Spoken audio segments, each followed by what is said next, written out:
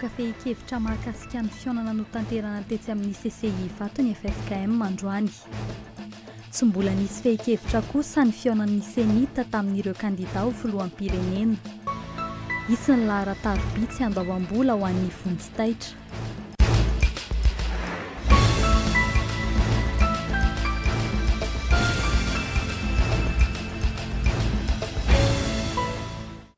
Ankafaliana indray tomboky lasy tomboky vavy ny tsidina ny tokantranonao amin'izao hariva izao, manasanao indray ranaraka ny fampalalam-baovao hatramin'ny farany. Ny lafim-baovao ara-politika avy hatrany no nomboantsika ny fampalalam-baovao anio, namoaka fehi-kevitra mahakasika ny fionana tao amin'ny CCI vato, ny FFKM androany, teny amin'ny Fohibe, teny Andohalo, teny Antoerany Fabrice Tatatsiresy. Ny eveka Otan Razanak'olona no nitondra teny namoaka ny fanambarana ary tsy tazana teto kosa ny solon-tena ny fiangonana Anglikana izay mbola namitahiraka. Ialana tsiny Monseigneur Samuel Jaune Tseto ny antony efa mamitahiraka ho fanatotosana an'ity ezaka atao ity. Ny taratasin'ny Masindapoly ho an'ny Efezianina toko 4:2-7 ny teny fampidirana ao anatin'ny fanambarana. Ary aoka samy alemy fanaminamany avy ianareo ka ifampiantra sy ifamela eloko tahaka ny namelan'Andriamanitra ny elokareo ao amin'ny Kristy. No tsy aivina tao anatin'ny fanambarana ny tsy fahalavorarian'ny fionana noho ny tsy fahatongavan'ny filoha teo aloha Marc Ravalomanana. Tsy tomombana nefa ny fampionana noho tsy fanatrehan'ny président Marc Ravalomanana no ny sakana tsy nahafahan'ny niverina tamin'ny andro voatendry. Ilaina noho izany ny sy fionana manaraka iarahana amin'ny lehiben'ny FFKM etsy andaniny ary ireo filoha efatra etsy ankilany. Ho fampahombiazana fampionana dia misy fandaminana atao mba azahoan'ireo filoha efatra ireo hanatrika ny dinika ary samy mandray anjara manandrify azy ny mpivory tao atotosana izany. Niarany aiky ny rehetra fa eto Madagasikara no anaovana ny fampionana eo amin'ny fampihavanana sy ny verosoana amin'ny dinika hitadiavam-baholana. Amin'ny anaran'ny FFKM ny filoha. Zay izy tompoko. Mijanona ho tsy ambaratelo kosa ny fotoana anaovana io fampionana manaraka io. Teo am-pamaranana dia entitra ny filohan'ny FFKM ny amin'ny tsy tokony amoahana vaovao diso. Tsy ny FFKM ihany fa ny senita ihany koa dia niona tamin'ireo kandida ho filoham-pirenena. Tsy mbola hisy fehi-kevitra kosa ny fionan'ny senita tamin'ireo kandida ho filoham-pirenena ireo. Mbola be ny tsy fitovian-kevitra raha ny tatitra nataon'ny kandida vonina itsy Jean Eugène na dia naharitra ora maro aza ny fifandraisan-dahatra teny Antoerany Ilta Asinjo. Ny senita moa zany dia nilaza nanao raport zany aminay ary nilazalaza ny olana izay mianjady amin'izareo satria araka ny teny matetika hoe na tsika hanao fifidianana tsy misy communauté internationale na tsy misy na misy zany. Dia zavatra zay nefa hiady hevitra ao dia ny ankabeazany dia ny hoe bon tsy afaka hiala amin'ny communauté internationale zany tsika. Dia zareo moa atao hoe mbola momba ny report ny daty dia tsy afaka manao zay raha tsy tonga ny zareo sisanao zany dia miaraka midinika aminay indray dia inona ny tokony atao ka izay eo zany mbola zavatra tsy dia zany hoe fanomezana soso-kevitra zany no ao fa tsy misy zavatra fanapahan-kevitra satria après ny inona ty izy après ny fahatongavan'ny sisanao zany misy virina zany dia zay no raha dia ary zavatra hevitra imbonanay rehetra no mikasika ny ataontsika hoe dernier délai zany.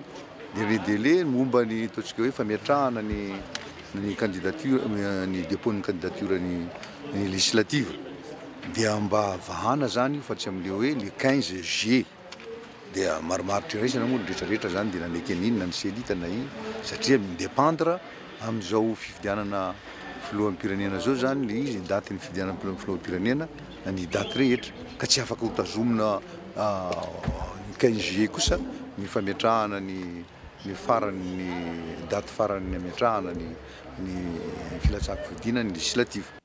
Isan'ny adievitra ihany koa ny mahakasika ireo kandida efa nametra-pialana kanefa mbola mijanona eo amin'ny toerana misy azy. Ny fizorantsika any amin'ny fifidianana no ahafahana miala amin'izao krizy lavareny eto amin'ny firenena izao. Manangian'ny fanjakana ireo mpiasam-panjakana antanteraka izany. Ny andindiny ao anatin'ity fanadihadiany Martsaony ity. Manaraka toetrandro koa ny resaka politika eto Madagasikara, satria dia tanteraka rabakiteny le miovaova ataon'ny andro rinina, ary tsy mena mivadika ihany koa eo amin'izay sehatra politika izay. Ireo mpanao politika sasatsasany eto Madagasikara amin'izao fotoana izao. Ny vahoaka ny tena mitondra ny tseranena raha atao jery ndray mitodika izay rehetra izay. Ny antony dia atsotra ihany, lava loatra ny tetezamita. Efa andingana ny an'ny fadimy taona amin'izao fotoana izao izay resaka momba ny tetezamita izay. Makaiza ny vahoaka malagasy maro anisa izay tompona andraikitra eto amin'ny tany sy ny firenena. Izy ireo ny tompon'ny fahefana farany eo amin'ny sehatra ny fifidianana izay tokony ho hisy eto Madagasikara ary andrandray ny vahoaka malagasy izay rehetra izay. Izahay zany mpiasam-panjakana rehetra tsy hanavahana dia mitaky ny anatanterahana ho manara-penitra io lay dinika izay homaniny FFKM io, tanterahany FFKM io zany izay miatomboka amin'ireo le filoham-pirenena teo aloha sy ny ankehitriny ary mivelatra ihany koa zany ho an'olom-pirenena rehetra. Izahay dia mahatsapa fefalatsaka katerena lalina ny firenena ary efa potika ny asa-panjakana na any amin'ny toeram-piasana rehetra dia efa tsy misy tsony ny fitaovana ary ny vahoaka dia efa ao anatin'ny fahantrana tanteraka. Noho izany tsy misy lala tokana izay hitondra amin'izany hoe fifidianana ho ekeny rehetra izany raha tsy ny fifanarahantsika malagasy. Fa raha mbola amin'izao endrika misavorovory misy eto amin'ny firenena izao ny rosotsika ao anatin'io fifidianana io dia manambara izahay fa tsy hitondra vahaolana ho an'ny firenena mihitsy izany. Ka ny mpiasam-panjakana rehetra dia entanina mba hijoro andray andraikitra manoloana zao zava-misy eto amin'ny firenena izao. Noho izany dia isy ny fiaonambian'ny mpiasam-panjakana zany izay homanina tsoatsy hiatsona ny mpiasam-panjakana rehetrarehetra mba hivondronana zany andraisana andraikitra amin'ny mahatompona andraikitra mpiasam-panjakana hivoahana amin'izao krizy zao. Mba hahafahana mitony ara-politika satria dia mijaly loatra izay vahoaka malagasy ankehitriny. Mbola ao anatin'izay toy ny hetsika nataon'ny cellule de crise izay ihany dia manao antsoavo ireo mpiasam-panjakana ho an'ireo tompon'andraikitra. Mbola fanadihadiany Martsaony ihany. Tsy hita intsony izay ho sarangotana amin'izao fotoana izao. Raha malala ny vidim-piainana izay tsy takatry ny fahefan'ny vahoaka intsony. Betsaka ihany koa ireo zaza madinika efa tsy tafiditra ankilasy intsony. Ny antony dia marefo dia marefo ny fidiram-bola n'ireo ray aman-drenin'izy ireo, ny fanalana izay zaza any an-tsekoly izay mba hahafahany mivelona toy ny olona rehetra amin'ny resaka sakafo andavanandro sisa. Fa raha izay resaka fampianarana dia zary latsaka ambany dia ambany amin'izao fotoana izao. Ary izay no mahatonga antsika eto Madagasikara amin'ny resaka fanabeazana izay tsy ahitana mangirana intsony satria dia manambana daholo izao fitokonana maro isan-karazany izao ankehitriny. Fefika tanteraka ny vahoaka amin'izao fotoana izao zavatra eferahana mahita amin'izay zavatra efa tsy foronina tsony. Na ny fanantenana izay ny heverina mba hipoitra zany tamin'ny taona maromaro lasa latsaka anatin'ny tena antsana lalina mihitsy izay zavatra izay amin'izao fotoana izao. Ka heverina fa samy tompona andraikitra daholo ny rehetrarehetra. Tsy misy azo hifanilehana tsony izy ity. Zay zany tsy te hitanisa intsony na ny hasina eo amin'ny asa-panjakana sy ny asan'ny mpiasam-panjakana izay efa tsy hita intsony milazana azy amin'izao fotoana izao, na ny fahefa-mividy na nahafahana miatrika ny fiainan'ny pirenena sy ny fiainana andavanandro ny mponina dia efa vahiakandro ny raha antsika rehetrarehetra mahita. Ka ny heverina fa ny mbola manana hevitra amin'izao eto amin'ny firenena iombonan'izao dia heverinay fa manana ny eloka ary vesarany eloka raha toka tsy mijoro sy miteny ary manolotra ny vahaolana. Izay manokana zany dia mahita mihitsy hoe zava-dehibe ny fijoroan'ireo ray aman-dreny mpiangonana ireo mampiavana, manelanelana ikaroam-bahaolana satria tsapa fa ny olona mpionana misy ny sasany amin'izy ireo mibana loatra ao anatin'le tahotra na mety ho valo faty io na mety ho sanatria vava faharavana.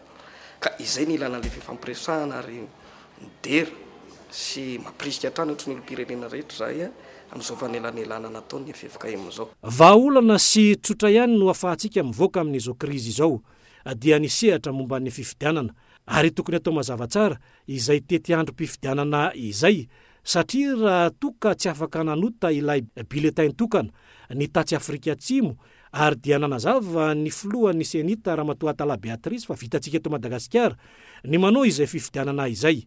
Inona no mbola sakana amin'izao fotoana izao? Iza indray no manao raha matahora eo amin'izay fandeha ny fifidianana izay satria dia izay no lalana tokana afahantsika mivoaka amin'ity krizy lavabe diavin'ny firenena malagasy ity ankehitriny.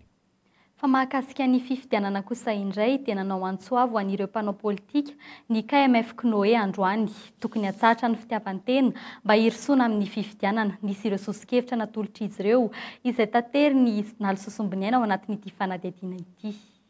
Ny fitiavan-tena n'ireo mpanao politika no fantatra izao fa sakana amin'ny fanatanterahana ny fifidianana izay nokasaina ho amin'ny 14 Jolay izao araka nambarany avy ao amin'ny KMF Knoe androany. Tsy afaka ny iona sy angina fotsiny manoloana izao toedra raha politika izao kosa izy ireo raha ny nambarany ary manolotra sosikevitra mba ahafahantsika miroso amin'ny fifidianana. Manainga ny mpisehatra eo amin'ny fiainam-pirenena indrindra ny mpanao politika ny KMF Knoe mba iverina tsy misy fepetra amin'ny fampiarana feno ny lalàna izay sady antoka mampitovy ny rehetra no tsy fanoherana. Ametraka ho lahara-pahamena ihany koa ny tombotsoa ambonin'ny vahoaka amin'ny fandraisana fanapahan-kevitra entitra ialana amin'izao hantsana ivariana ny firenena izao.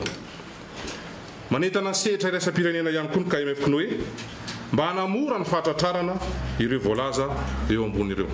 Fifidianana demokratika no ilay no ity komity mpanaramaso ny fifidianana ity izay sady tsy mitanila no azo antoka. Ilaina nefa ny fisian'ny fitoniana amin'ny fanatanterahana izany raha tsy misy ny fahavononana eo amin'ireo mpisehatra nefa dia tsy afaka ho tanterahana izany ho iatrany ny KMF Knoe. Eo amin'ny lafiny fampandrosoana tonga nitsidika ny commune Ambalavao Tsieny Paris ny Praiministra lefitra misahana ny fampandrosoana sy ny fanajariana ny tany ajo Andriana Arvelo omaly. Foto-drafitrasa sy fitaovana ary fanampiana no natolony tamin'izany. Fanampanazavana avy hatrany. Tato anatin'ny 17 taona na commune ambonivohitra Ambalavao Tsieny Paris desambany izao no nahazo fiara lehibe anariana fako ny commune. Tonga nanolotra izany tany antoerana omaly ny Praiministra lefitra misahana ny fampandrosoana sy ny fanajariana ny tany ajo Andriana Arvelo notokana nandritra ity fotoana ity ihany koa ny ampahandalana tao an-tanàna mbola famatsimbola ny primatura lefitra misahana ny fampandrosoana sy ny fanajariana ny tany ihany koa. Zay ny fanovana faharoa isika hoentina eto amin'ny firenena. No hoe rehefa misy volam-panjakana na inona fiaviany dia tokony ho tonga tanteraka ary tokony tafa makany amin'ny vahoaka izany vola izany. Zay raha tsy zay ny tanteraka dia isy foana tsy filaminana eto amin'ny firenena. Isy foana fikorontanana eto amin'ny firenena satria rehefa miditra ny vola vitsy no mitantana azy, vitsy no mahazo tombotsoa. Fa rehefa mivoaka ny vola, averina ilay vola, io tsy misy akisafidy hoe nareo izay nitatana ihany no mamerina ny volam-panjakana io fa isika menakavy manatrika etona ndray mamerina an'izany volam-panjakana izany raha volan'ny ramina avy any ivelany izy ary isika menakavy izao koa izany mivery vola raha ohatra vola avy eto toerana ihany kanefa tsy tonga ny amin'ny tokony lana azy. Noresahany ben'ny tanàna sy ny lehibe ny faritra matsiatra ambony ihany koa ny fitarainana noho ny tsy fandriampahalemana izay mampikaikaika ny faritra iny. Mampatsiahy ny lehibe ny faritra fa efa nisy ny fotoana nanoloran'ny Praiministra lefitra tanàna ny faritra ho fanarenana izany fandriampahalemana izany teto amin'ny faritra tamin'ny famatsimbola mitetina 7 tapitrisa ariary. Namafisin'ny Praiministra lefitra ajo Andriana Arvelo fa tsy misy fampandrosoana azo atao ao anatin'ny tsy fandriampahalemana. Fa ho atsaraina kosa ny fandraisana an-tanan'ireo vonjy-taitra eto amintsika fiara miasa amin'ny avy any La Réunion fanadihadiana hoentin'ny Ilta Asinjo. Batsy le fanafody générique dia kame paracétamol zany oloda hoe anao zavatra lafo, zavatra mora takatry marary moramora. Zay no fandehan'ilay protocole.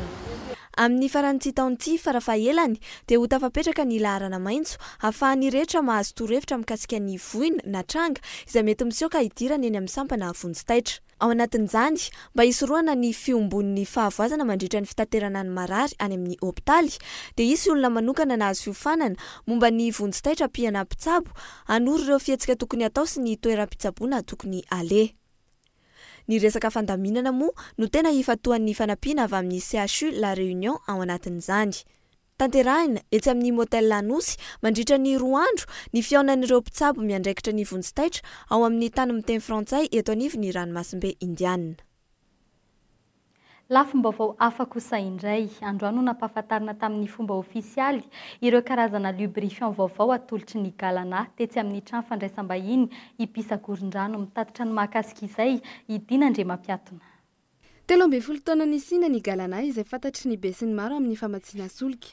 Tamin'ity indray mitoraka ity indray no ny fahatsapana fa mila zava-baovao ireo mpanjifa indrindra amin'ny resaka kalitao dia nitady ireo fomba rehetra maliny izay etaeta ny mpanjifa izay ny galana tamin'ny famoahana ity karazana menaka fanaovana vidange vaovao antsoina hoe gel lubrifiant ity. Nisy étude zany fanadiadinana ataonay fanontaniana ny vahoaka na teny amin'ny station io na amin'ny entreprise io manerana nisy échantillonnage natao mihitsy zany eran'ny firenena dia hita fa intéressé an'le olona zany manana an'le mahazo koa ao anatin'le ataontsika hoe le tolotra mba hoe misy menaka vaovao amin'le marika anay ary vonina le olona zany ny akabeazan'le olona izay nanaovana an'le enquête nanaovana an'le étude zany hoe vonina mihitsy no anandrana sy ampiasa an'io menaka io raha ohatra le menaka ka ao tsara zany hoe eo amin'ny resaka hoe ny qualité zany sy ny performance zany hoe tena mavita an'izay tokony atao rehetra izy zany amin'ny maha lubrifiant zany ny fampiasana azy amin'ny tomobile rehetra zany. Misy karazany dimy misy ity dia ny SAE 40, ny 15W 40 ho an'ny moteur diesel, ny 20W 50 kosa ho an'ny moteur mandeha lasantsy, ao ihany koa ny 5W 40 ilay menaka tena avo lenta, mety ho an'ireo karazana moteur rehetra. Tsy diso anjara ihany koa ireo motoscooter satria dia misy ilay G trait de T, menaka 2 temps natokana ho azy ireny. Azo antoka tanteraka ihany koa ity karazana menaka mitondra ny anarany galana ity, noho izay fanandalo ireo karazana andrana rehetra keny izao tontolo izao. Teny amin'ireo tompamatsiana solika galana rehetra moa iny vokatra vaovao iny saingy mbola azo jifaina hatrany ireo vokatra Indien izay efa nahafantarana ny galana hatramin'izay. Ireo vaovao eo amin'ny lafin'ny fanatanjahantena kosa no amaranantsika ity fampalalam-baovao ity. Nitsidika ny lapan'ny tanàna ireo délégation ny Afrobasket U16 androany notarin'ny filohan'ny Fédérationna Malagasy amin'ny basket fisaorana ny commune Antananarivo noho ny fiara-miasa amin'ny fanatanterahana ny lalao Afrobasket moa izany teo ny foto-drafitrasa teo ihany koa ny fanampiana tamin'ny lafin'ny maro samihafa fanadidina teo amin'ny sary ny dinandre mampiatona. Ho fanomezam-boninahitra ny fiaraha-miasa misy eo amin'ny commune Antananarivo sy ny Afrobasket U16 dia tonga nitsidika ny lapan'ny tanàna Antananarivo ireo ekipa avy amin'ny firenena 9 miaraka amin'ny Madagasikara ao anatin'ity lalao ity androany. Misy ny fiaraha-miasa sy fiaraha-miombonantoka amin'ny Fédération Malagasy ny basketball dia fanohizana izay fiaraha-miasa izay ihany koa fa indrindrindrindra amin'ny hoe tanàna mandray anazy ary fanao zany raha zao tontolo zao dia izay no nandraisana an'ireo délégation rehetrarehetra zany fanomezam-boninahitra. Azo lazaina fa tsy manamaivana ny tanjaky ny malagasy ihany koa ireo mpifanandrina amintsika amin'ny ankapobeny. Ce que j'ai constaté au niveau des joueurs malgaches, c'est qu'il y a déjà un fond de jeu. Donc ça, c'est très important. On ne joue pas n'importe comment. On joue avec une certaine discipline sur le terrain. Et puis la précision est devenue plus importante. Et je crois aussi la vitesse et un peu la taille. Avant, les joueurs étaient de très petite taille. Maintenant, on constate des joueurs un peu plus grands. Mais comme vous le savez très bien, pour avoir une bonne équipe de basket, il faut avoir des joueurs grands de taille. Hoenjana ny lalao nateo aza ny fanomanana efa natao. Velim-panantenana nefa ny ao anivon'ny fédération raha ho an'ny lalao hiatrena ny ekipa ny République démocratique ny Congo rapitso. Le izy aloha injakezany any satria roa volana mahery kely eo ny fanomananay na izany naty zany ary moa niarahana tamin'le expert espagnol izy azo lazaina hoe tsara le fanomanantsika zany azo resena tsara le République démocratique Congo ka satao anatena ny demi-finale zay ao amin'ny demi-finale zany hitako injakenjana ihany satria raha afaka tsika dia manao amin'ny Egypte. Eo amin'ny taranja baolina lavalava kosa indray dia fantatra fa atao eto Madagasikara ny fiadiana ny tompondakan'ny Afrika na ny CAN 2013 ho an'ny vondrona A ny 10 ka hatramin'ny 14 Jolay ho avy izao mitaditra ny mahakasika izay Marjona. Isika eto Madagasikara no mandray ny CAN 2013 amin'ny taranja baolina lavalava izay ho totosaina amin'ny 10 ka hatramin'ny 14 ny volana Jolay ho avy izao etsy amin'ny kianjabean'ny Mamasina. Amin'ny akapobeany dia efa azo lazaina fa milamina ny fandraisantsika izay lalao izay. Raha ny fanazavana teny anivon'ny Federasiona Malagasy ny tontolon'ny baolina lavalava dia efa mipetraka avokoa ny rindran-damina rehetra ary fantatra fa amin'ny faran'ny herinandro io no tonga eto Madagasikara ny ekipan'ny Ongada, Kenya ary Zimbabwe. Raha ny fandaram-potoana dia i Kenya ikatroka amin'ny Ongada ary Zimbabwe kosa ifandonina amin'ny 15 makeo de Madagasikara. Taona io zany dia mazava ho azy fa anisan'ny fandraisana fepetra koa zany mba tsy isiany fibosesehana sy ny fifanjevona zany dia natao aloha ny fivarotana ny be akoatran'ny hoe varotana melony be dia fa fantatsika rehetrarehetra fa ampiasa zany ny federasiona lay be elektronika miaraka amin'ny code barre zany ka voalohany indrindra aloha zany tsy hisy tsony zany ny resaka hoe osoka zany na faux fa raha mitondra faux moa zany dia fa mazava ho azy fa tsy ho tafiditra satria tsy eken'ilay contrôle électronique zany ilay faux hoentina zany. Tsy tsara ny mividy be afa-tsy any amin'ny toerana voatokana ihany misy anankiefatra eo izy. Ny faharoa manarak'izay dia samy kajy ny beany ny olona tsirairay izay nahazo ny be kajina mba tsy ho rovitra, mba tsy ho lena, mba tsy hisy angalatra. Ny manarak'izay dia tsara koa ny be raha ohatra ka tsy hanandrana ny andika na amerina ireny satria tena tsy ho tafiditra mihitsy izy. Ary ny farany dia apresiana mba hividy ny be meloa mba azo ny fihenam-bidy. Raha enina arivo iray ohatra ny gradin raha mividy melohan'ny matso sika dia 5 arivo iray izy. Tandro ny filaminana marobe ihany koa no fantatra fa andamina ny eny amin'isan'ny vavady izay natokana ho fidirana ao amin'ny kianjabean'ny Mamasina. Eo ihany koa ny resaka momba ny fifamoivoizana ary ny fitandrona ny rehetra mba tsy isiany ny korotana tamin'ny fandraisantsika ny ekanina farany teo. Tsara mampafantatra fa tosika lehibe ho an'ny ekipam-pirenena malagasy eo amin'ny tontolon'ny baolina lavalava ny fahatongavantsika marobe eny amin'ny kianjan'ny Mahamasina amin'ny 10 volana Jolay avy izao andro alarobia io. Tapitra hatreo iny fampahalalam-baovao iny hisaorana ianao naraka izany hatramin'ny farany. Hisaorana ihany koa ny abordés 67 hectares atsimo sy ny quadre 9 Ampefilo. Ny sampana fampahalalam-baovao dia manome fotoananao amin'ny raha bitso tahaka izao. Veloma tompoko.